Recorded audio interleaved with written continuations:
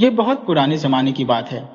एक देश में एक बूढ़ा व्यक्ति रहता था, जिसका एक बेटा था, जिसका नाम बलवान था। बूढ़े के पास कुल 300 अशर्फियां थी, जो उसने अपनी उम्र भर की बचत से जमा की थी। बूढ़ा सोचता था, अब मेरा क्या भरोसा, किसी भी दिन मौत का बुलावा आ सकता है। मेरा बेटा अब बड़ा हो चुका है, इसे अपने पैरों पर खड़ा हो जाना चाहिए। बहुत सोच विचार करने के बाद उसने अपने बेटे को बुलाया और कहा, बेटा, मैं बहुत बूढ़ा हो चुका हूं और चाहता हूं कि मेरे मरने से पहले तुम अपने पैरों पर खड़े हो जाओ। तुम कोई व्यापार शुरू करो। मैंने पता किया है कि व्यापारियों का एक काफिला 2 दिन के बाद सीतापुर जाने वाला है। उसमें बड़े बड़े व्यापारी शामिल हो रहे हैं। मैं तुम्हें 100 अशर्फियां देता हूं। दूसरे शहर जाकर कुछ सामान खरीदो और व्यापार करना सीखो। और हाँ, सुनो, इन अशर्फियों को बेकार की बातों में बर्बाद मत करना। बलवान एक नौजवान था, नेक और ईमानदार, मगर व्यापार करने में उसे कोई भी दिलचस्पी नहीं थी। अभी वह कोई फैसला नहीं कर सका था कि उसे क्या करना है। फिर भी उसका दिल चाहता था कि वह कोई ऐसा हुनर सीखे जिससे वह एक खुशहाल जिंदगी बिता सके। अब क्योंकि वह एक आज्ञाकारी बेटा भी था, इसलिए उसके पिता ने जब व्यापार करने के लिए कहा तो उसने ज्यादा बहस नहीं की। उसने वह अशर्फियां ले ली और सफर की तैयारियां करने लगा। व्यापारियों के काफिले के साथ वह सीधा सीतापुर के लिए रवाना हो गया। कुछ दिन सफर करने के बाद काफिला सीतापुर पहुंच गया और एक सराय में सब लोग रुक गए। उस नगर में एक बहुत बड़ा बाग था। रात के समय बलवान उस बाग की सैर करने के लिए निकल पड़ा। वहां पहुंचा तो देखा कि हजारों चिराग जल रहे थे और बाग में दिन की तरह रोशनी हो रही थी। वहां बहुत से लोग जमा थे। एक आदमी बलवान के पास आया और बोला, आप यहां खड़े हैरान क्यों हो रहे हैं? कुछ जानना चाहते हैं तो मुझसे पूछे। बलवान ने कहा, ये कौन लोग हैं और यहां पर क्या कर रहे हैं? उस आदमी ने कहा, नौजवान, ये लोग शतरंज खेल रहे हैं। यहां इसकी शिक्षा दी जाती है। ये शतरंज का हुनर सिखाने की जगह है। बलवान ने कहा, क्या मैं ये खेल सीख सकता हूं? आदमी ने कहा, हाँ हाँ, तुम भी सीख सकते हो, परंतु नियम यह है कि तुम्हें 100 अशर्फियां जमा करनी पड़ेंगी। 6 महीने तक तुम इसकी शिक्षा लोगे और इस दौरान तुम्हारा खाना पीना रहना सब हम देखेंगे। बलवान ने जो 100 अशर्फियां थी वो देकर उसने शतरंज सीखने के लिए दाखिला ले लिया। कुछ ही दिनों में उसे शतरंज खेलने में बड़ा ही मजा आने लगा। जल्दी ही वह शतरंज का एक माहिर खिलाड़ी बन गया, यहाँ तक कि वो अपने गुरु से भी आगे बढ़ने लगा। जब 6 महीने पूरे हुए तो सब लोग अपने अपने घरों को जाने लगे। बलवान एक अच्छा शतरंज का खिलाड़ी तो बन गया था, मगर वह बहुत ही उदास था कि बिना पैसे के घर जाएगा तो अपने पिता से क्या कहेगा। वह पैदल सफर करते हुए घर पहुंचा। रास्ते में जंगली फलों और पानी पर ही उसका गुजारा था। जब बलवान खाली हाथ घर लौटा तो उसके पिता को बहुत ही दुख हुआ। उन्होंने बलवान से कहा, तुमने वक्त और पैसों को बर्बाद करके अपनी किस्मत खराब की है। साल भर बलवान अपने घर में ही बेकार पड़ा रहा। फिर एक दिन उसके पिता ने उसे समझाया और हकीकत की सीख दी। उन्होंने उसे दुनिया की ऊंच नीच के बारे में बताया और पैसे की अहमियत समझाई, व्यापार के फायदों के बारे में बताया और फिर 100 अशर्फियां देकर उसे दोबारा व्यापार करने के लिए भेज दिया। बलवान ने सफर तय किया और सीतापुर पहुंचा। एक बार फिर से उसने सराय में अपना सामान उतारा और शाम को बाग की सैर करने निकल पड़ा। इस बार बाग में उसे बड़ा ही सुरीला संगीत सुनाई दिया।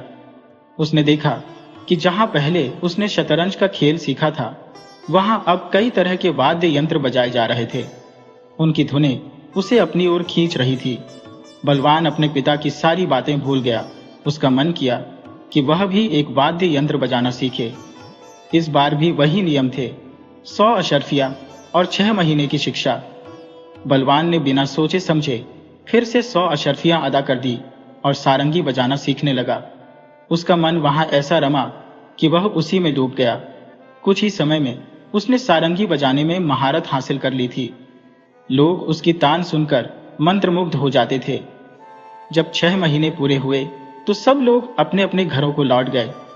बलवान एक बार फिर उदास हो गया कि अब अपने पिता के पास किस मुंह से जाऊंगा और कैसे बताऊंगा कि व्यापार के बजाय मैंने एक और हुनर सीख लिया है। वह पैदल सफर करते हुए घर पहुंचा। इस बार जब उसके पिता ने उसे खाली हाथ देखा तो बहुत गुस्सा आए। उन्होंने बलवान को बहुत बुरा भला कहा।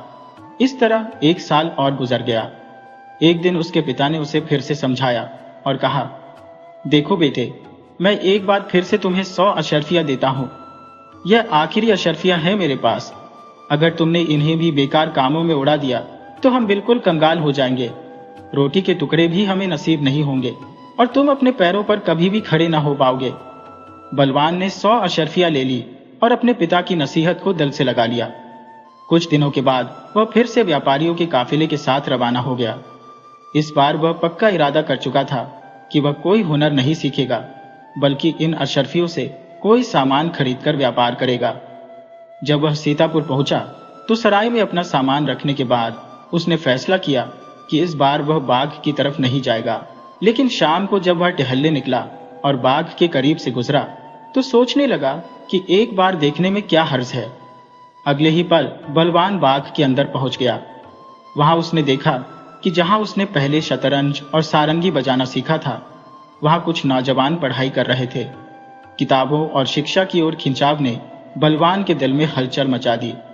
उसने झट से 100 अशर्फियां दी और दाखिला ले लिया। पहले की तरह ही उसने मन लगाकर और उत्साह से अपनी पढ़ाई शुरू कर दी। 6 महीने की पढ़ाई पूरी होने के बाद बलवान ने लिखना पढ़ना सीख लिया था।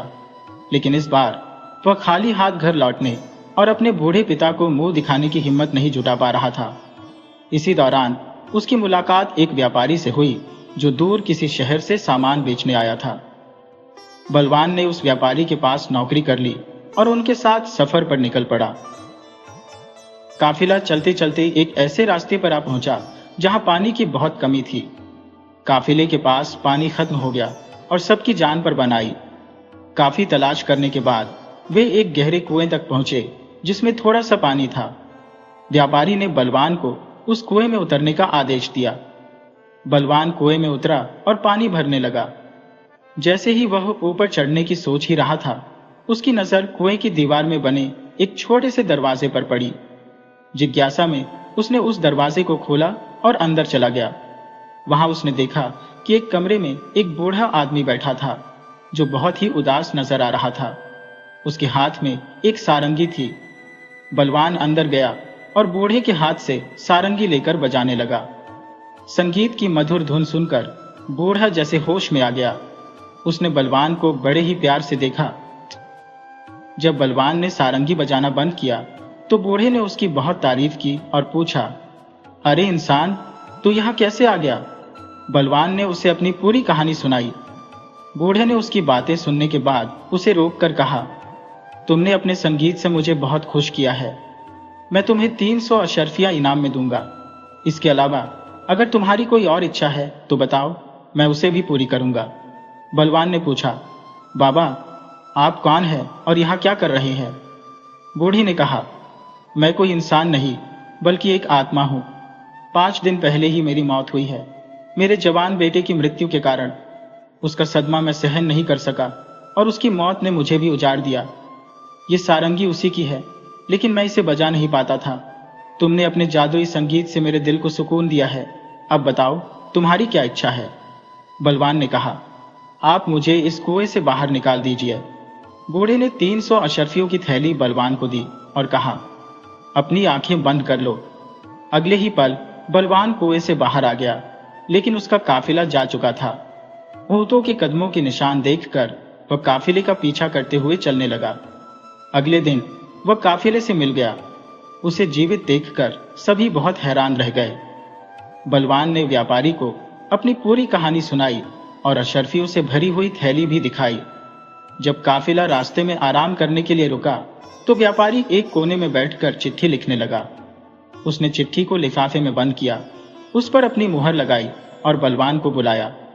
व्यापारी ने कहा, तुम बहुत ईमानदार और अच्छे नौजवान हो। तुम्हारी ईमानदारी से मैं बहुत खुश हूँ। जो मेरी एक ही बेटी है जो बहुत सुंदर और संस्कारी है। मैं चाहता हूँ कि तुम उससे शादी करो। तुम जल्दी से मेरे घर चले जाओ और मेरे पहुंचने तक शादी की तैयारियां करो। अपनी अशर्फियां संभाल कर रखना और यह चिट्ठी मेरी पत्नी को दे देना। व्यापारी ने बलवान को चिट्ठी देकर उसे रवाना कर दिया। बलवान बिना रुके व्यापारी के घर की ओर चल पड़ा। जब उसे थकान महसूस हुई तो वह रास्ते में एक जगह आराम करने के लिए रुका। उसे ख्याल आया कि अब तो वह पढ़ना लिखना भी जानता है, क्यों न देखे कि चिट्ठी में क्या लिखा है। उसने चिट्ठी खोली और पढ़ना शुरू किया। चिट्ठी में लिखा था, मैं 300 अशर्फियों से भरी हुई एक थैली तुम्हारे पास अपने नौकर के हाथ भिजवा रहा हूं। इसे बहलाने के लिए मैंने इसे कहा है कि मैं अपनी बेटी की शादी इससे कर रहा हूं। तुम इसे फौरन खाने में जहर खिला देना। मैं 3 दिन बाद आऊंगा, तुम्हारा पति। बलवान ने चिट्ठी पढ़ी और उसे फाड़ दिया। फिर उसने एक नई चिट्ठी लिखी जिसमें लिखा था, इस मेहमान की बहुत अच्छी तरह से खातिरदारी करना। इसके पहुंचते ही हमारी बेटी की शादी इससे फौरन कर देना। मेरे आने का इंतजार मत करना। बलवान ने अपनी लिखी हुई चिट्ठी को लिफाफे में बंद किया और अपनी जेब में डाल लिया और फिर आगे बढ़ गया। जब बलवान व्यापारी के घर पहुंचा तो उसने चिट्ठी व्यापारी की पत्नी को दी। चिट्ठी पढ़कर व्यापारी की पत्नी ने बलवान की खूब खातिरदारी की और अगले दिन बड़े धूमधाम से अपनी बेटी की शादी बलवान से कर दी। तीसरे दिन बलवान अपनी पत्नी को लेकर घोड़े पर सवार होकर वहां से चल दिया। जाते वक्त उसने घर के नौकरों को आदेश दिया, मैं व्यापार के सिलसिले में बाहर जा रहा हूं। रात को कोई भी आए दरवाजा मत खोलना। अगर कोई दीवार फांद कर आ जाए तो उसकी अच्छी तरह पिटाई करना। यह मेरा हुक्म है। उसी रात व्यापारी अपने घर पहुंचा और काफी देर तक दरवाजा खटखटाता रहा। जब दरवाजा नहीं खुला तो मजबूरन वह दीवार फांद कर अंदर आ गया। नौकर पहले से ही व्यापारी के आगमन की प्रतीक्षा में थे। जैसे ही उन्होंने व्यापारी को अंदर आते देखा, वे त्वरित प्रतिक्रिया करते हुए उसकी पिटाई शुरू कर दी। लेकिन जब व्यापारी की चीख पुकार उनके कानों में पड़ी, तब उन्होंने अपना हमला रोक दिया। व्यापारी बेचारा बेहोश हो गया था। जब उसे होश आया तो उसने पत्नी से पूछा, क्या कोई मेरी चिट्ठी लेकर आया था? तुमने उसके साथ क्या किया? पत्नी ने जवाब दिया, मैंने वही किया जो आपने आदेश दिया था। मैंने आपकी हिदायत के अनुसार ही कार्य किया। व्यापारी ने पूछा, अशर्फियों की थैली का क्या हुआ? पत्नी ने अचंभे में आकर कहा, कौन सी अशर्फिया, कौन सी थैली? आप किस बात की बात कर रहे हैं? ये सुनकर व्यापारी के चेहरे का रंग उड़ गया। उसने कहा, तुम कैसी बातें कर रही हो? मैंने चिट्ठी में साफ साफ लिखा था कि अशर्फियों की थैली लेकर उसे जहर खिला दो। पत्नी ने पति को ऐसे देखा जैसे वह पागल हो गया हो और कहा, क्या आप पागल हो गए हैं? अपने दामाद को मारना क्या उचित है? व्यापारी घबराकर बोला, दामाद? कौन सा दामाद? तुम्हारी बेटी का पति हमारा दामाद है। व्यापारी ने कहा, तुमने यह क्या कर दिया? उसकी शादी कब कर दी? तो 2 दिन हो चुके हैं। पत्नी ने कहा, आप ही ने तो चिट्ठी में लिखा था कि उस नौजवान से शादी करवा दो। ये सुनते ही व्यापारी ने अपना सिर पीट लिया। उसने पत्नी को डांटा और फिर पूछा कि वह दामाद अब कहाँ है। पत्नी ने कहा, वह तो सुबह ही घोड़े पर सवार होकर चला गया। व्यापारी ने समझ लिया कि उसे अपने किए की सजा मिल चुकी है और यह नौजवान तो उससे भी ज्यादा चतुर निकला। अब व्यापारी ने अपने दामाद से सुलह करने का निश्चय कर लिया। उधर बलवान एक अन्य राज्य में पहुंच गया। वहां एक सार्वजनिक घोषणाकार बाजार में ऐलान कर रहा था, सुनिए, ध्यान से सुनिए, जो कोई भी शतरंज का खेल अच्छे से खेलता हो वह राजमहल में आकर अपने कौशल का प्रदर्शन करे। जो भी शतरंज की 3 बाजियां खेलेगा और तीनों में जीत जाएगा, राजा उसे सम्मानित करेंगे, लेकिन जो हार जाएगा उसे सजा दी जाएगी। यह ऐलान बलवान के कानों तक पहुंच गया। बलवान ने राजमहल में जाकर राजा से शतरंज खेलने की अनुमति मांगी। राजा ने शर्त रखी कि यदि वह हार गया तो उसे सजा भी भुगतनी होगी। बलवान ने शर्त मान ली और खेल शुरू हो गया। बलवान ने तीनों बाजियां जीत ली।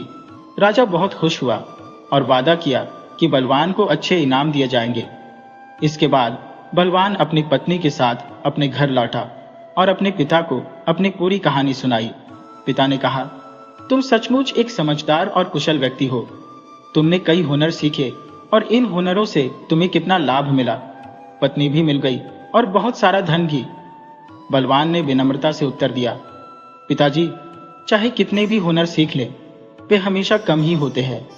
इसके बाद बलवान अपने परिवार के साथ एक सुखद और शांतिपूर्ण जीवन जीने लगा।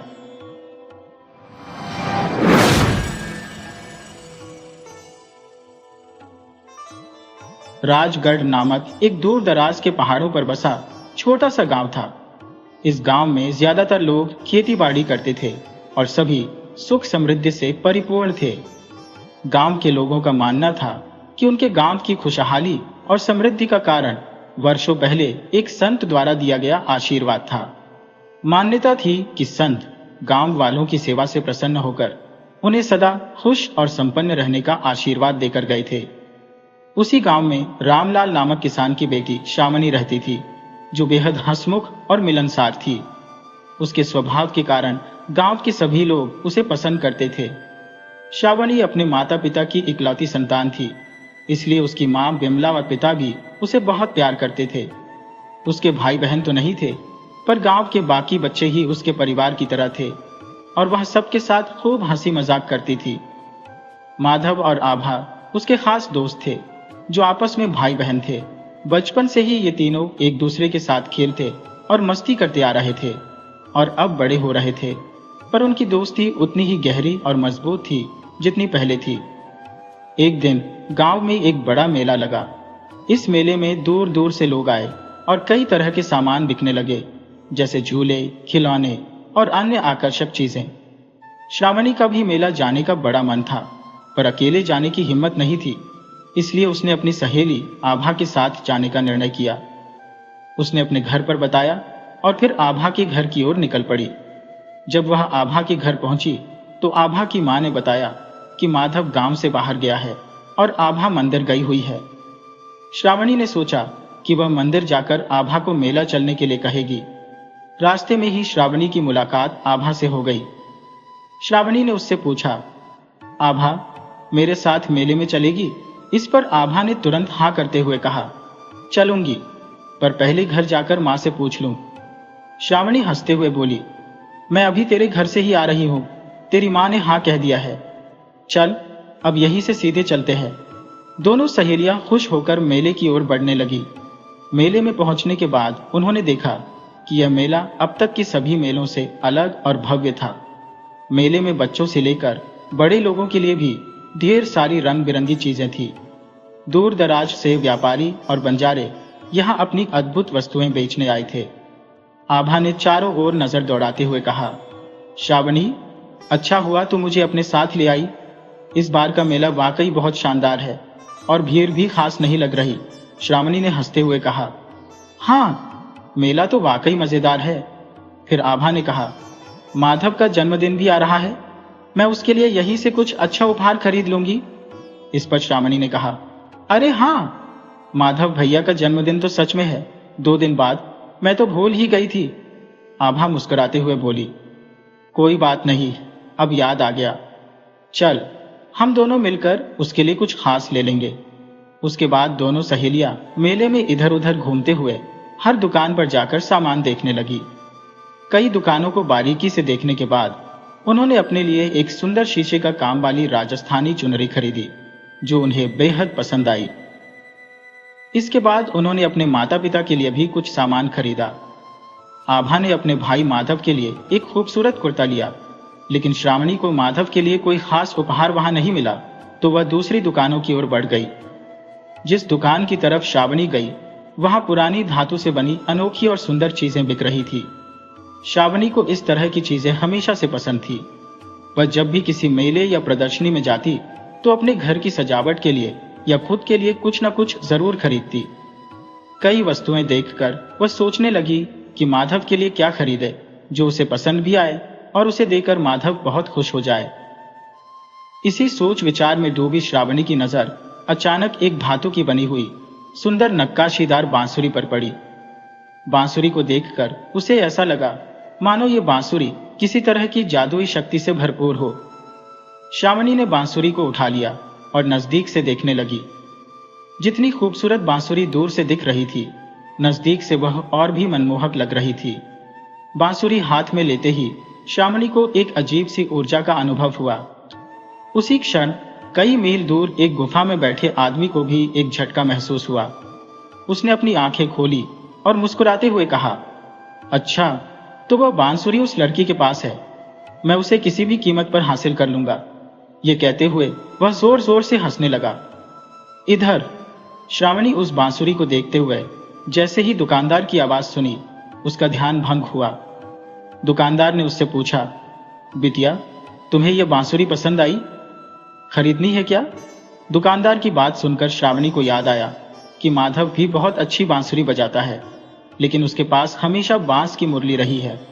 यह धातु की बांसुरी पाकर वह बहुत खुश हो जाएगा, क्योंकि यह बाकियों से अलग और विशेष है। श्रावणी ने बांसुरी का दाम पूछा और उसे खरीद लिया। उसी दौरान आभा भी उस दुकान पर आ गई और उसे भी वह बांसुरी बहुत पसंद आई। थोड़ी देर बाद आभा ने कहा, चल श्रावणी, अब वापस चलें। शाम होने वाली है और मैं सुबह से घर से बाहर हूं। पहले मंदिर गई थी, फिर सीधी तेरे साथ मेले में आ गई। श्रावणी ने सहमति में सिर हिलाया और कहा, हाँ, तू सही कह रही है। वैसे भी सब कुछ ले लिया जो लेना था, अब घर चलते हैं। दोनों सहेलियां मेले से वापस अपने घरों की ओर चल पड़ी। रास्ते में जब वे मेले से लौट रही थी, श्रावणी को ऐसा महसूस हुआ जैसे कोई पीछे से उसका नाम पुकार रहा हो। वह अचानक रुक गई और चारों ओर देखने लगी। ये देखकर आभा ने पूछा, क्या हुआ श्रावणी, ऐसे क्यों रुक गई? श्रावणी ने चारों ओर नजर दौड़ाते हुए कहा, मुझे ऐसा लगा जैसे किसी ने मुझे आवाज दी हो। आभा ने हैरानी से कहा, कैसी आवाज? मैंने तो कुछ नहीं सुना। श्रावणी ने कहा, ऐसा लगा जैसे किसी ने मेरा नाम लेकर पुकारा हो, लेकिन यहां तो कोई नहीं है। आभा ने कहा, देख लिया, मैंने भी चारों तरफ देखा, मुझे भी कोई नजर नहीं आ रहा। लगता है तुझे कोई वहम हुआ होगा। अगर कोई आवाज होती तो मुझे भी सुनाई देती ना। चल, अब घर चलते हैं, रुकने का कोई फायदा नहीं है। आभा की बात सुनकर श्रावणी ने भी कहा, हाँ, तू सही कह रही है, चल घर चलते हैं। फिर दोनों सहेलियां तेजी से अपने घर की तरफ बढ़ने लगी। तभी श्रावणी ने आभा से कहा, आभा, तू माधव को मत बताना कि मैंने उसके लिए जन्मदिन का उपहार लिया है, और उससे पहले उसे बधाई भी मत देना। आभा ने हंसते हुए कहा, ठीक है, मैं कुछ नहीं बताऊंगी, लेकिन बता, तू माधव भैया को सबसे पहले बधाई कैसे देगी? श्रावणी ने कहा, मैंने पहले से ही सब सोच रखा है, तुझे बस मेरी थोड़ी मदद करनी होगी। आभा ने कहा, ठीक है, बताओ क्या करना होगा? श्रावणी ने कहा, बस तू माधव को पहाड़ी के पास वाले मंदिर के पीछे ले आना, बाकी सब मैंने सोच लिया है। आभा ने कहा, यह थोड़ा मुश्किल है, लेकिन चलो, तेरे लिए मैं ये कर दूंगी। श्रावणी ने कहा, बस ज्यादा नाटक मत कर। आभा ने हंसते हुए कहा, मैं तो मजाक कर रही थी, तू तो नाराज ही हो गई। मैं ला दूंगी भैया को मंदिर के पीछे, बस अब तो खुश हो जा।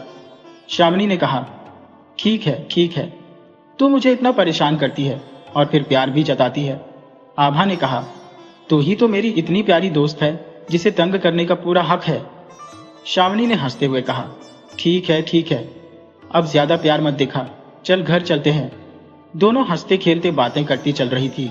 तभी आभा का घर आ गया। आभा ने कहा, श्रावणी, थोड़ी देर बैठते हैं, फिर तू घर चली जाना। श्रावणी ने कहा, नहीं, आज नहीं, फिर कभी। आज मुझे जल्दी घर पहुंचना है, बहुत देर हो गई है, मां परेशान हो रही होंगी। आभा ने कहा, ठीक है, तू घर जा, मुझे भी मां से मिलने जाना है, वे भी परेशान होंगी। फिर दोनों सहेलियां अपने अपने घर की तरफ बढ़ गईं। श्रावणी का घर आभा के घर से कुछ ही दूरी पर था।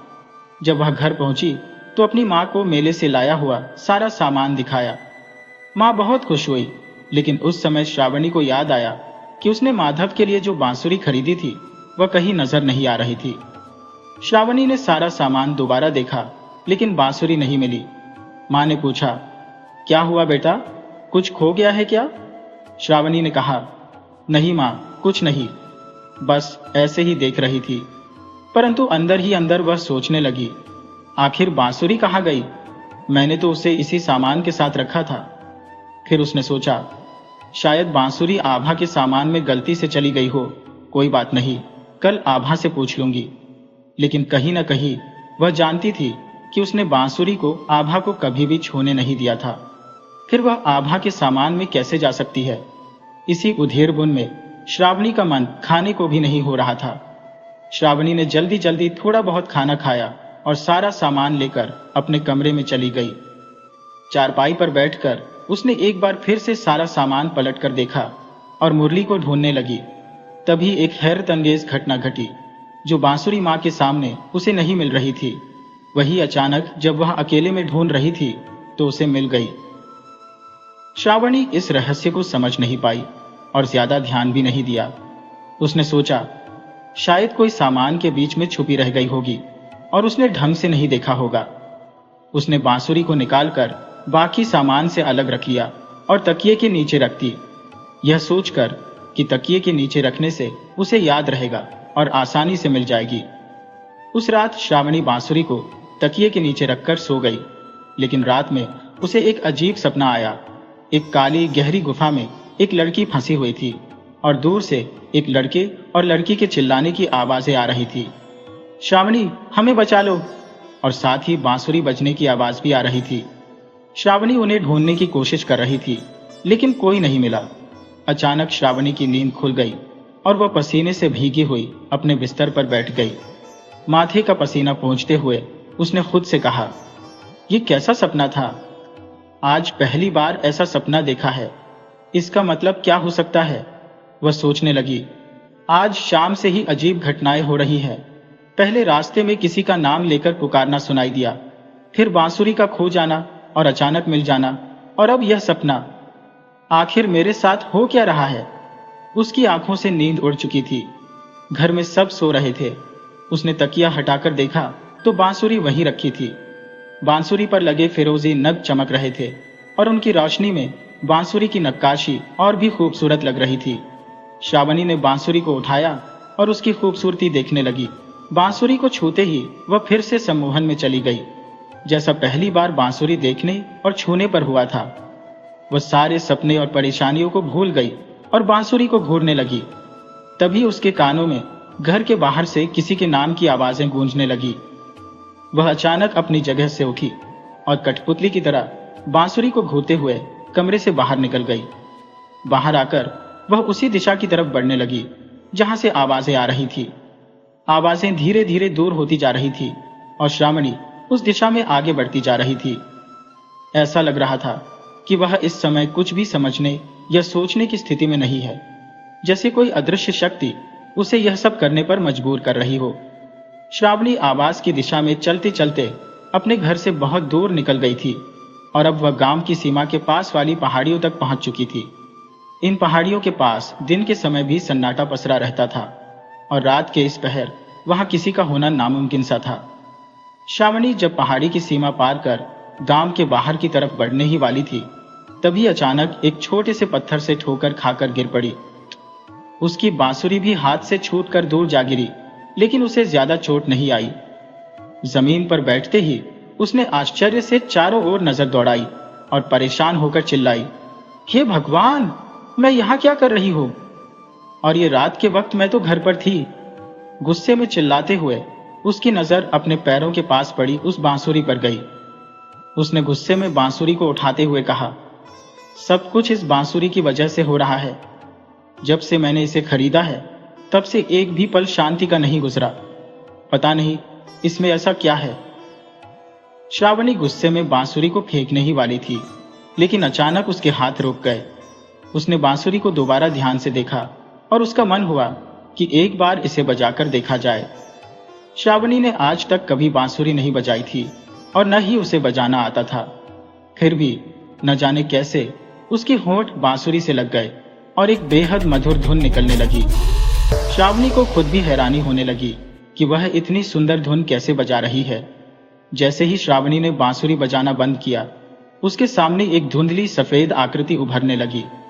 उसे देखकर श्रावणी डर के मारे पीछे हट गई और बांसुरी उसके हाथ से छूटकर गिर पड़ी।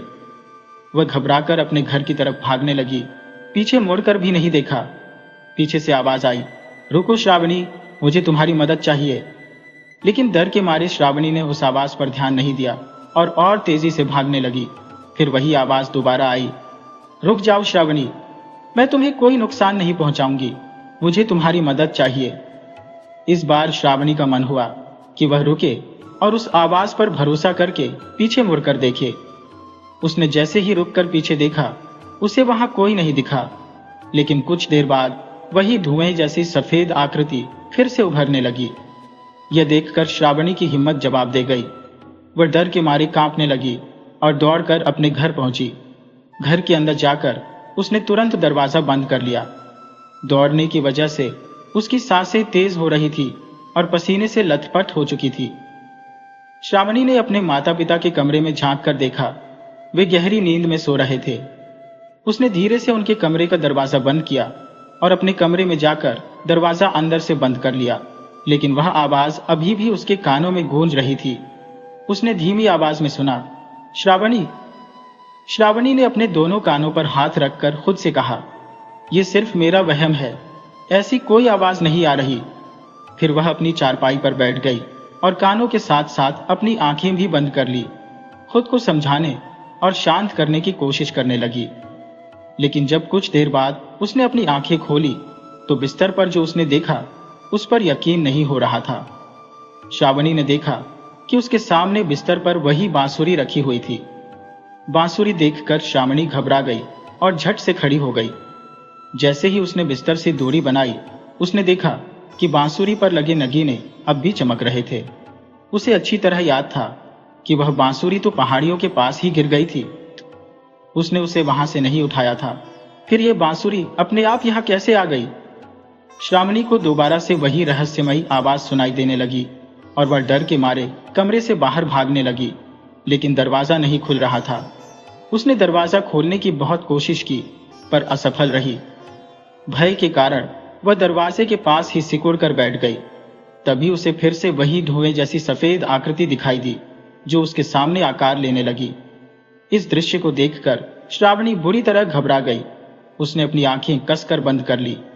श्रावणी की आंखें बंद करते ही कमरे में सन्नाटा छा गया और सारी आवाजें थम गईं। ऐसा लग रहा था मानो कुछ हुआ ही नहीं। जब सब सामान्य लगने लगा तो श्रावणी ने धीरे से आंखें खोली और देखा कि उसके सामने एक बेहद खूबसूरत सफेद लिबास पहने स्त्री खड़ी थी। उसके चेहरे और कपड़ों से दूधिया रोशनी फूट रही थी, जिससे कमरे का अंधकार भी रोशन हो उठा था। श्रावणी को आंखें खोलते देख वह बोली, मुझसे डरो मत श्रावणी, मुझे बस तुम्हारी मदद चाहिए। मैं तुम्हें कोई नुकसान नहीं पहुंचाऊंगी, मुझ पर विश्वास करो।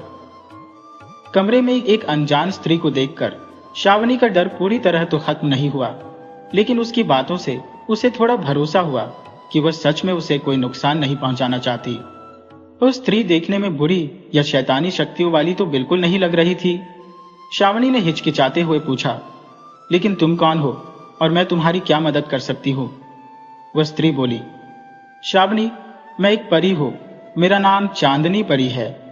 एक तांत्रिक ने मुझे अपने काले जादू से इस बांसुरी में कैद कर रखा था, लेकिन मेरी एक साथी परी ने मरते वक्त तांत्रिक को श्राप दिया था कि यह बांसुरी तब तक किसी को दिखाई नहीं देगी जब तक कोई पवित्र आत्मा वाला इंसान इसे नहीं छुएगा और बजाएगा नहीं।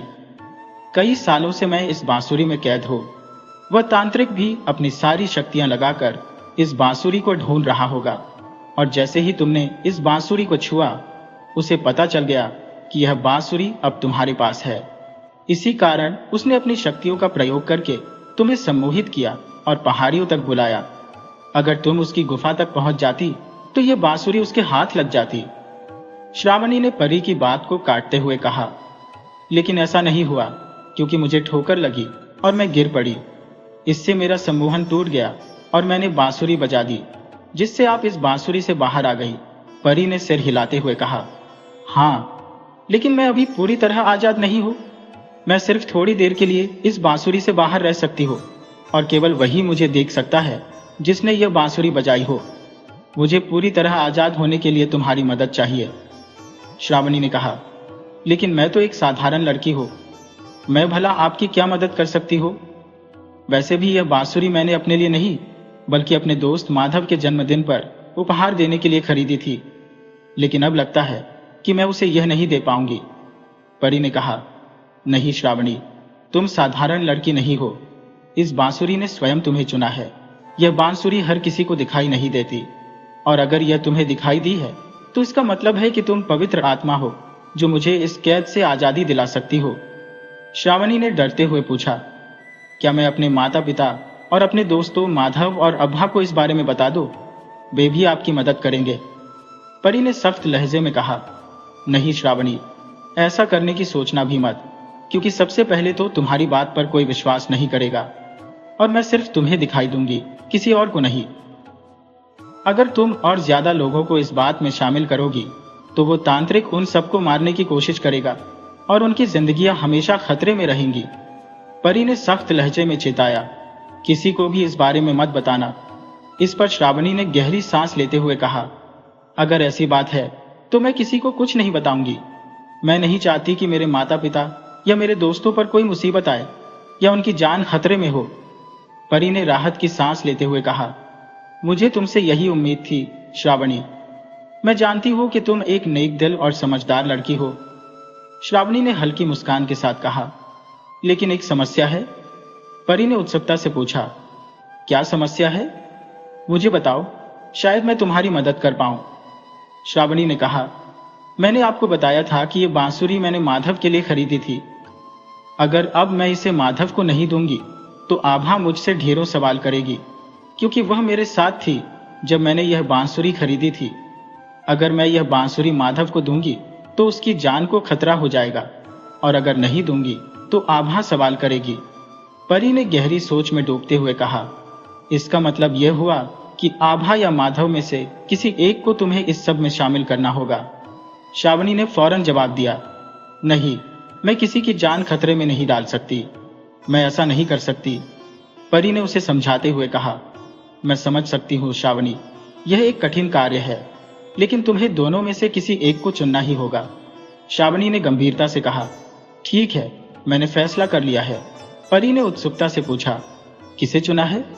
श्रावणी ने कहा, अगर मुझे किसी को इस सब में शामिल करना ही पड़े तो मैं माधव को बताऊंगी और तुम्हारी मदद करूंगी। परी ने कहा, मैं यह स्वीकार करती हूँ, लेकिन इसके बदले में तुम्हें मुझसे एक वादा करना होगा। परी ने गंभीरता से पूछा, क्या वादा? श्रावणी ने कहा, मुझे तुमसे सिर्फ इतना वादा चाहिए कि अगर कोई मुसीबत आती है और मेरी और माधव की जान खतरे में होती है तो तुम पहले माधव की जान बचाओगी। बस यही वादा चाहिए। श्रावणी की बात सुनकर परी मुस्कुराते हुए बोली, अब मुझे समझ आया कि इतने सारे लोगों में से सिर्फ तुम्हें ही यह बांसुरी क्यों दिखाई दी। तुम सच में बहुत अच्छी लड़की हो जो खुद से पहले दूसरों के बारे में सोचती है। ठीक है, मैं वादा करती हूँ कि मैं माधव को हर खतरे से बचाऊंगी। श्रावणी ने सिर हिलाते हुए कहा, ठीक है, अब बताओ कि मुझे क्या करना होगा। परी ने कहा, वह सब मैं अभी नहीं बता सकती, क्योंकि मुझे अब वापस बांसुरी के अंदर जाना होगा। मैं काफी देर से बाहर हूं और तांत्रिक की शक्तियों की वजह से मुझे तकलीफ हो रही है। जब तक मैं पूरी तरह से इस बांसुरी की कैद से मुक्त नहीं हो जाती तब तक मैं देर रात तक बाहर नहीं रह सकती। श्रावणी ने चिंतित होकर पूछा, लेकिन इससे बचने का कोई तो उपाय होगा ना? मुझे बताओ, मैं हर संभव कोशिश करूंगी तुम्हें बचाने की। परी ने थकी हुई आवाज में कहा, हाँ, इससे बचने का सिर्फ एक उपाय है, लेकिन वह बहुत कठिन है। तुम्हें कदम कदम पर मुसीबतों और उस तांत्रिक की काली शक्तियों का सामना करना पड़ेगा, लेकिन वह सब मैं तुम्हें कल ही बता पाऊंगी। परी ने इतना कहकर सफेद धुएं के रूप में बांसुरी के अंदर प्रवेश करना शुरू कर दिया। उसे देखकर ऐसा लग रहा था मानो कोई अदृश्य शक्ति उसे वापस खींच रही हो, और इस खींचतान से परी को काफी तकलीफ हो रही थी। परी की ऐसी हालत देखकर श्रावणी ने उसे और ज्यादा देर बांसुरी से बाहर रहने के लिए नहीं कहा, लेकिन उसने जल्दी से एक सवाल किया, आप दोबारा बाहर कैसे आएंगी? ये रहस्य मुझे बता दीजिए। परी ने अंदर जाने से पहले कहा, जैसे मैं पहली बार इस बांसुरी से बाहर आई थी वैसे ही मैं फिर से बाहर आ सकती हूँ। जब भी तुम किसी एकांत जगह पर यह बांसुरी बजाओगी तब मैं कुछ समय के लिए इस कैद से बाहर आ पाऊंगी। श्रावणी ने सिर हिलाते हुए कहा, ठीक है, मैं समझ गई। लेकिन परी अब पूरी तरह से बांसुरी के अंदर समा चुकी थी और बांसुरी पर जो चमक थी वह भी मध्यम हो चुकी थी। बांसुरी फिर से एक साधारण बांसुरी जैसी दिखने लगी, लेकिन अब श्रावणी को इस बांसुरी से जुड़ा रहस्य पता चल चुका था। श्रावणी को अभी भी यकीन नहीं हो रहा था कि जो कुछ हुआ वह सच में हुआ था। उसकी आंखें, कान और दिमाग अब भी इस पर यकीन नहीं कर पा रहे थे। यह सच था, और ऐसा सच जो सिर्फ श्रावणी को ही पता था। वह यह राज चाहकर भी किसी को नहीं बता सकती थी, ना अपने माता पिता को, ना किसी और को। यह एक ऐसा राज था जो उसे खुद तक ही रखना था। सुबह होने में अभी समय था, लेकिन पूरी रात में इतना कुछ घट जाने के बाद श्रावणी को नींद कैसे आ सकती थी। वह अपने आने वाले दिनों और अगली सुबह के बारे में सोचने लगी। उसने बांसुरी को तकिए के नीचे रखा और बिस्तर पर लेट गई। दिन भर उसने अपनी माँ के साथ घर और बाहर के कामों में खुद को व्यस्त रखा ताकि रात की बातों को भूल सके, लेकिन श्रावणी को कोई आराम नहीं मिला। वह न तो कुछ कह पा रही थी, न ही उस रात को भुला पा रही थी। उसके मन में तरह तरह के ख्याल आ रहे थे। पहले उसने सोचा कि अगर वह अब बांसुरी दोबारा नहीं बजाएगी तो शायद सभी मुसीबतें अपने आप ही खत्म हो जाएंगी। लेकिन फिर उसे याद आया कि उसे यह बांसुरी माधव को देनी है और परी ने भी कहा था कि वह उसकी मदद करेगी। इस सोच विचार में डूबी श्रावणी ने आखिरकार फैसला किया कि उसे यह जिम्मेदारी निभानी है। शायद भगवान ने उसे ही इस काम के लिए चुना है। तभी मेले में उसे ही यह बांसुरी दिखाई दी। वह दिल की अच्छी है और वह परी को इस मुसीबत में अकेला नहीं छोड़ सकती। चाहे जो भी हो, वह परी की मदद करेगी, भले ही इसके लिए उसे अपनी जान की बाजी क्यों न लगानी पड़े। अगली सुबह माधव का जन्मदिन था। श्रावणी ने आभा से कहा था कि वह माधव को रात में पहाड़ी के पास वाले मंदिर के पीछे लेकर आए ताकि श्रावणी उसे सबसे पहले जन्मदिन की बधाई दे सके और उसका उपहार भी दे सके।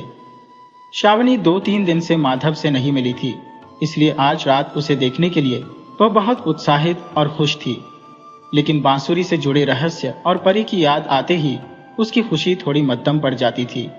लेकिन जितना वह माधव को जानती थी, उसे लगता था कि माधव भी उसकी तरह ही है।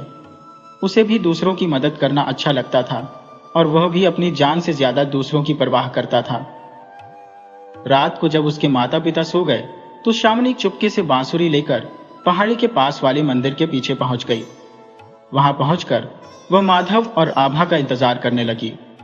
उसे पूरा विश्वास था कि आभा माधव को लेकर जरूर आएगी। लेकिन इंतजार करते करते उसके मन में ख्याल आया कि क्यों न बांसुरी बजाकर परी को थोड़ी देर के लिए बाहर निकाल लिया जाए। आखिर बांसुरी परी के लिए एक कैद थी और कैद में रहना किसे पसंद होता है। ये सोचकर श्रावणी ने चारों ओर देखा कि कहीं कोई उसे देख तो नहीं रहा। जब वह पूरी तरह आश्वस्त हो गई कि दूर दूर तक कोई नहीं है तो उसने बांसुरी बजाना शुरू कर दिया। जैसे ही बांसुरी बजी, उस पर लगे नगीने फिर से चमकने लगे और सफेद धुआं सा उठने लगा।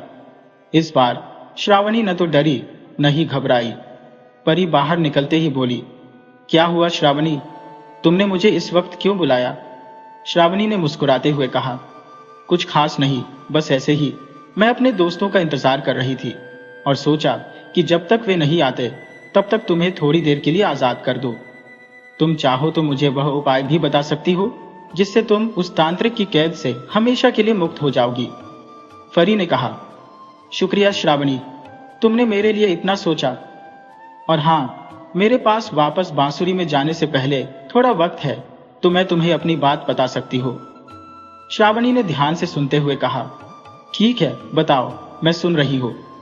लेकिन जैसे ही परी बोलने वाली थी, उन्हें किसी के कदमों की आहट सुनाई दी। श्रावणी ने फौरन परी को चुप रहने और छुप जाने का इशारा किया। इशारा समझकर परी अदृश्य हो गई। श्रावणी ने आगे बढ़कर देखा तो माधव और आभा आ चुके थे। उन्हें देखकर वह इतनी खुश हुई कि दौड़कर उनके गले लग गई और उसकी आंखें नम हो गईं। उन दोनों को गले लगाकर वह कुछ देर के लिए सब कुछ भूल गई जो उसके साथ कल से लेकर आज तक घटा था। आभा ने कहा, अरे तू क्यों रो रही है? श्रावणी ने जवाब दिया, कुछ नहीं, बस इतने दिनों बाद तुम दोनों को देखा है इसलिए भावुक हो गई। आभा हंसते हुए बोली, इतने दिन कहाँ हो गए, कल ही तो मिले थे हम और पूरा दिन साथ ही थे। साफ साफ बता, तुझे माधव भैया की याद आ रही थी ना? श्रावणी ने आभा को चिढ़ाते हुए कहा, तुम तो बिना बात के कुछ भी बोलती हो। सच में मुझे तुम दोनों की याद आ रही थी। माधव मुस्कुराते हुए बोला, अच्छा, मतलब मेरी भी। वैसे मुझे भी 3-4 दिन हो गए गांव से बाहर गए हुए, तो तुम्हारी याद आनी ही थी। श्रावणी ने कहा, हाँ माधव, कल तुम्हारा जन्मदिन है इसलिए तुम्हारी याद आ रही थी। वह कुछ और कहने वाली थी कि आभा ने गुस्से में कहा, अरे तूने पहले ही सब बोल दिया। श्रावणी ने कहा, अरे हाँ, मैं तो भूल गई। थोड़ी देर बाद एक साथ बोलना था। कोई बात नहीं, चलो अब बधाई दे ही देती हो, उसने कहा। जन्मदिन की बहुत बहुत बधाई हो माधव भैया, माधव ने हंसते हुए कहा। तो ये सब मुझे यहाँ बुलाने का बहाना था, अब मुझे समझ आया। तीनों बैठकर काफी देर तक बातें करते रहे, लेकिन श्रावणी का ध्यान बांसुरी और परी से जुड़ी बातों में ही अटका हुआ था। तभी आभा ने श्रावणी से बांसुरी दिखाने को कहा। श्रावणी आभा को कुछ नहीं बताना चाहती थी, इसलिए उसने चुपचाप माधव को बांसुरी उपहार में दे दी। माधव बांसुरी पाकर बहुत खुश हुआ और उसे बजाने को हुआ, लेकिन तभी श्रावणी ने उसका हाथ पकड़कर रोक दिया और कहा, रुक जाओ माधव, अभी इसे मत बजाओ। माधव और आभा को श्रावणी का यह व्यवहार अजीब लगा। आभा ने पूछा, क्या हुआ श्रावणी, भैया को क्यों मना कर रही हो बांसुरी बजाने से? माधव ने भी यही सवाल किया। श्रावणी समझ नहीं पा रही थी कि वह क्या जवाब दे, क्योंकि वह उन्हें सच नहीं बता सकती थी। इसलिए बात बदलते हुए बोली, अभी रात का वक्त है, लोग सो रहे होंगे, तुम कल सुबह बजा लेना बांसुरी, माधव ने कहा। ठीक है श्रावणी, जैसा तुम कहो। उसने बांसुरी अपने पास रख ली, लेकिन उसके हाव भाव देखकर माधव को शक हो गया कि कुछ तो गड़बड़ है जो श्रावणी छुपा रही है। वह समझ गया कि इस बारे में आभा के सामने बात करना ठीक नहीं होगा। उसने आभा को आगे चलने को कहा और खुद श्रावणी के साथ चलने लगा। वह बोला, कौन है तुम्हारे साथ, मुझे भी तो बताओ। श्रावणी ने कहा, भगवान है ना मेरे साथ। माधव ने गंभीरता से कहा, सच बताओ श्रावणी, बहुत देर से तुम्हारे बहाने और झूठ सुन रहा हूं। जब तुम्हें झूठ बोलना नहीं आता तो कोशिश क्यों करती हो? अब सच बताओ, क्या छुपा रही हो? श्रावणी ने हिचकिचाते हुए कहा। हाँ, मैं तुम्हें कुछ बताना चाहती थी, लेकिन अभी आभा के सामने नहीं बता सकती, माधव ने जोर देकर कहा। लेकिन आभा तो आगे चल रही है, बताओ मुझे, उसे कुछ पता नहीं चलेगा। श्रावणी बोली, ठीक है, 2 मिनट का समय दो, मैं अभी आकर बताती हूँ, यही रुको। कहकर वह फिर उसी मंदिर के पीछे चली गई और परी को ढूंढने लगी। उसे इस तरह वापस जाते देख आभा वहीं रुक गई और माधव से पूछने लगी, भैया श्रावणी वापस क्यों चली गई?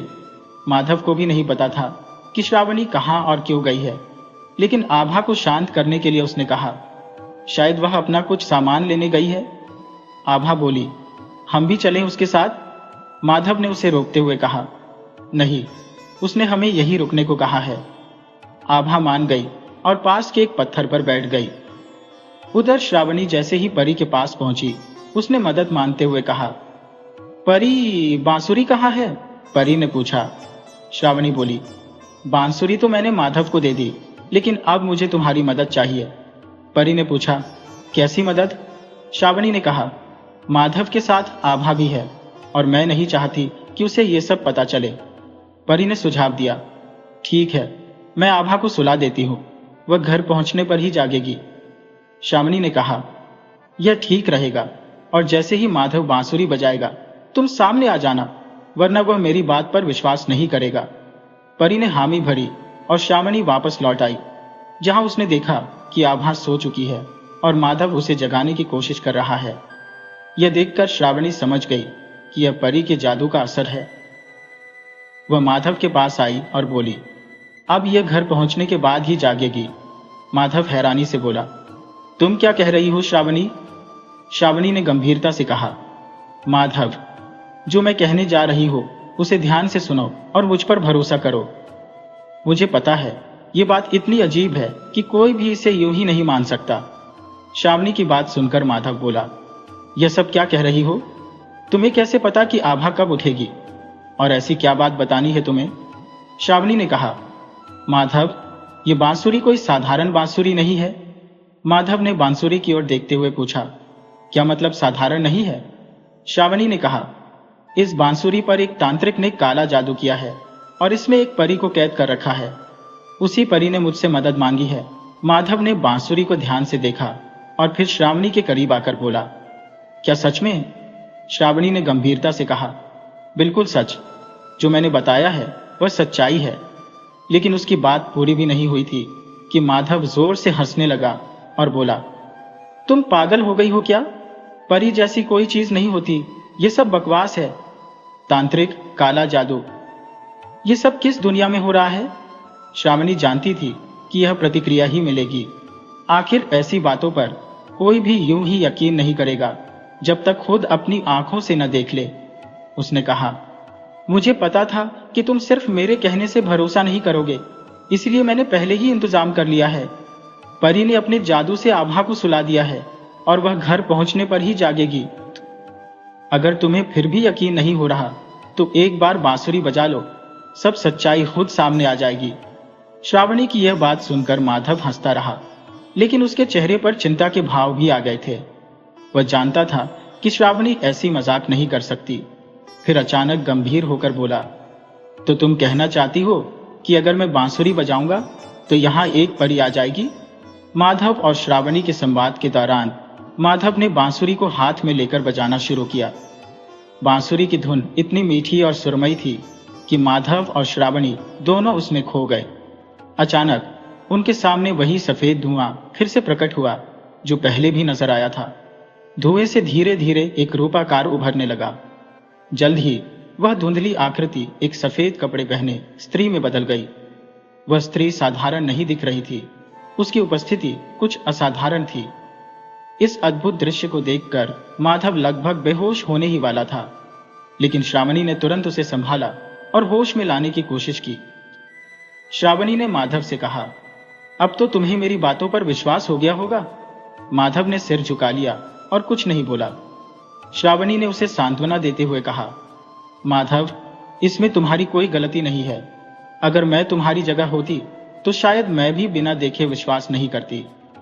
लेकिन यह सब कैसे हुआ? माधव ने श्रावणी से पूछा, तुम्हें यह बांसुरी कैसे मिली? तभी परी कुछ बोलने वाली थी, लेकिन श्रावणी ने उसे रोकते हुए कहा, माधव, सब कुछ बाद में बता दूंगी। हम दोनों मिलकर तुम्हें आजाद कराने का रास्ता भी बताएंगे। माधव ने सहमति में सिर हिलाया और कहा, ठीक है, हम तुम्हारी मदद करेंगे।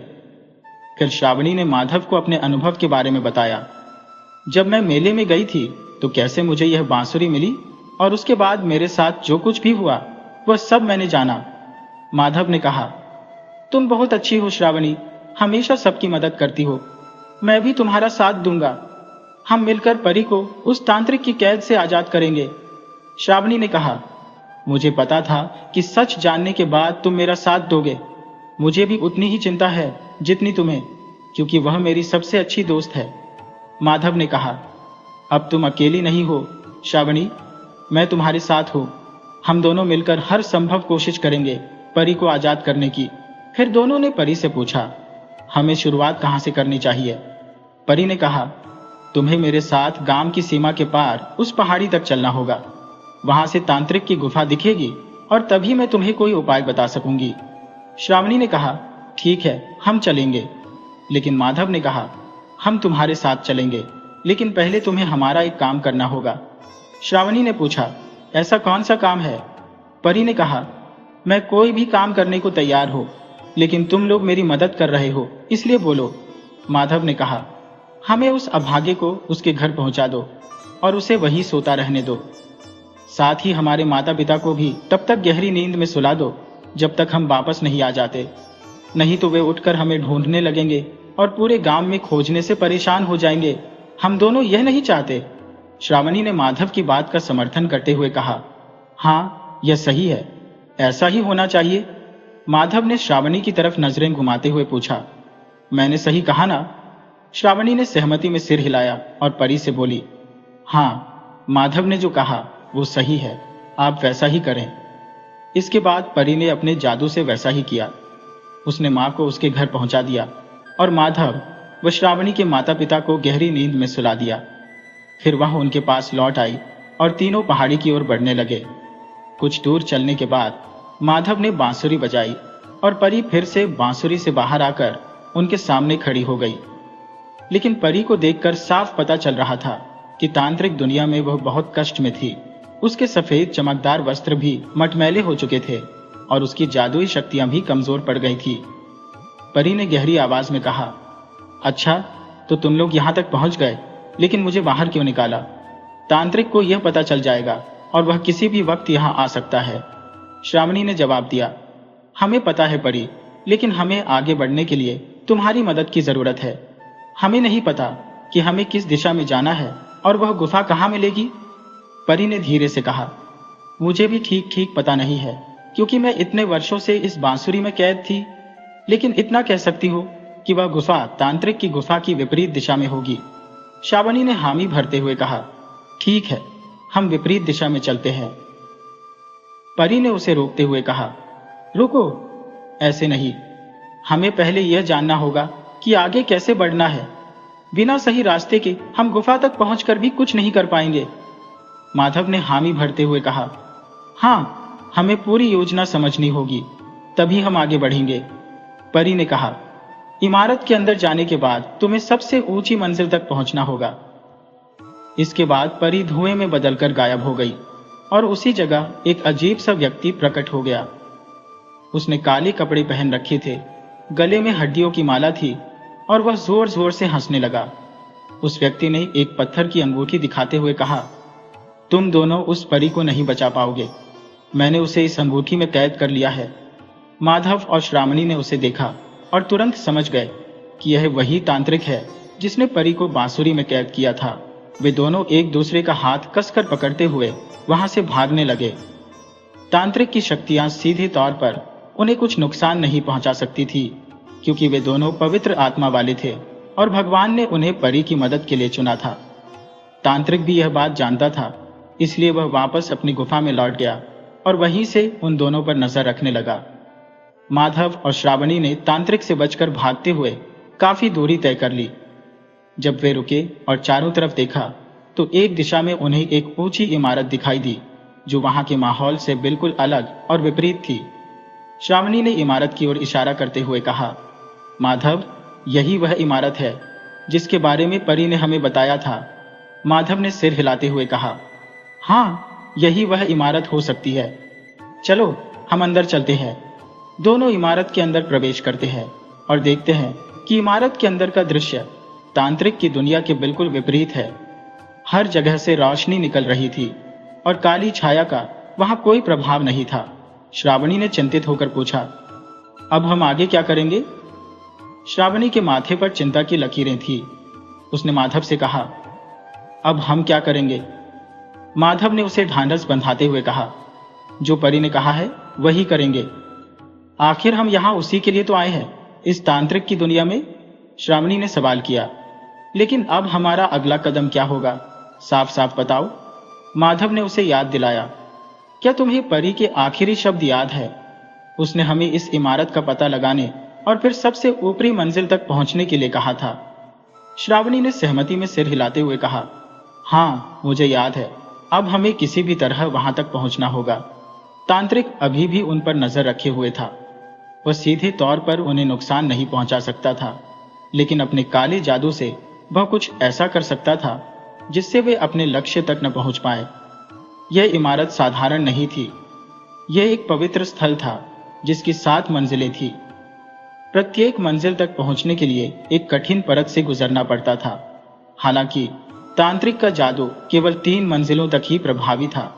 इसके आगे उसकी शक्तियां काम नहीं करती थी, लेकिन श्रावणी और माधव इन सभी बातों से अनजान थे। जैसे ही उन्होंने पहली सीढ़ी पर कदम रखा, उनके सामने एक आकृति प्रकट हुई और गरजती हुई आवाज आई, तुम कौन हो जो मेरी इमारत में प्रवेश करने की हिम्मत कर रहे हो? श्रावणी और माधव उस आवाज से थोड़ा घबरा गए। थोड़ी ही देर में उनके सामने एक परी जैसी दिखने वाली स्त्री प्रकट हुई। वह सफेद वस्त्रों में थी, लेकिन उसका शरीर पारदर्शी था। माधव और श्रावणी ने उसे देखकर समझ लिया कि यह दूसरी परी है, जिसके बारे में पहली परी ने उन्हें बताया था। परी का सवाल सुनकर श्रावणी आगे बढ़ी और उसने जवाब दिया, मैं श्रावणी हूं और यह मेरा मित्र माधव है।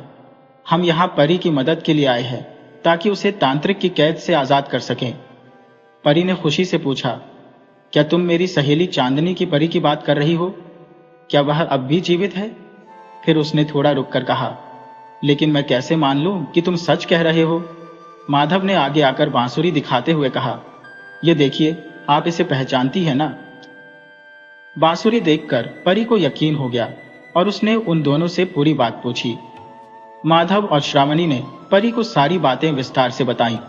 सब कुछ सुनने के बाद श्रावणी निराश होकर बोली, लेकिन अब शायद हम कुछ नहीं कर सकते, क्योंकि परी अब बांसुरी में कैद नहीं है। तांत्रिक ने उसे अपनी अंगूठी में कैद कर लिया है। अब ऊपरी मंजिल तक पहुंचने का भी कोई फायदा नहीं। परी ने उसे सांत्वना देते हुए कहा, उदास मत हो श्रावणी, तुम एक नेक दिल लड़की हो और केवल तुम दोनों ही परी को इस कैद से आजाद कर सकते हो। अभी सब कुछ खत्म नहीं हुआ है। भले ही तांत्रिक ने परी को अंगूठी में कैद कर लिया हो, लेकिन उसके एक अंश का वास अब भी इस बांसुरी में है।